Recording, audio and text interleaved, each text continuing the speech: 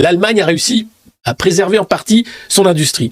Donc, je veux bien qu'on continue de dire que l'Europe c'est la paix, que c'est l'avenir, etc. Mais quand on commence à additionner les petits cailloux, Ursula von der Leyen, lobbyiste atlantiste, totalement vendu aux intérêts de Washington, qui fuit les conflits d'intérêts du gouvernement allemand, placé à la tête de la Commission européenne, et qui passe son temps à faire des lois stupides pour nous emmerder ou foutre en l'air l'économie européenne. Premier problème. Deuxième problème, nommer une américaine, heureusement c'est pas passé, mais voilà où on en est. Troisième problème, des Pierre Régibaud à l'appel, des gens qui pensent que le monde dans lequel nous vivons est le même que celui d'il y a 20 ans, et que oui c'est génial, vive la finance, vive la mondialisation. Or les BRICS arrivent, or il y a une sorte de réorganisation, une multipolarisation, que ces gens-là soient des truffes et qu'ils ne voient pas plus loin que le bout de leur nez, c'est leur problème, c'est pas le nôtre. Le nôtre aujourd'hui, c'est de reprendre une certaine souveraineté et de comprendre que l'Europe est devenue un danger pour nos économies. Et là voilà, l'Allemagne a très bien compris, elle en a rien à foutre. D'ailleurs, l'AfD, on en parle tout à l'heure, est en tête, c'est le parti d'extrême droite, comme il est appelé là-bas en Allemagne, qui veut remettre des frontières,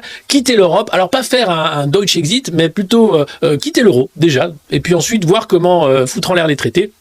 La question qui se pose à nous tous aujourd'hui, c'est pourquoi continuer avec un machin qui fait que les prix de l'électricité, du gaz, des matières premières, aussi de l'alimentation explosent et qui ne nous protège en rien, ni de la guerre, ni de quels que soient les problèmes qui nous attendent. Donc voilà, c'était le petit coup de gueule pour commencer. Il fallait bien ça, mais merde, ça suffit. Et puis vous rappelez qu'il y a les élections européennes, tout le monde s'en fout, je sais, mais quand même, ça permet de dire, oh, avant tous les 5 ans, ah non, je suis pas d'accord. Voilà. Alors n'hésitez pas à mettre des pouces, bien sûr, sous cette vidéo. N'hésitez pas à partager aussi sur vos différents réseaux sociaux. C'est important de voir que l'audience ne fait que monter grâce à vous. Ça veut dire qu'on doit faire quand même quelque part du bon boulot et je vous en remercie.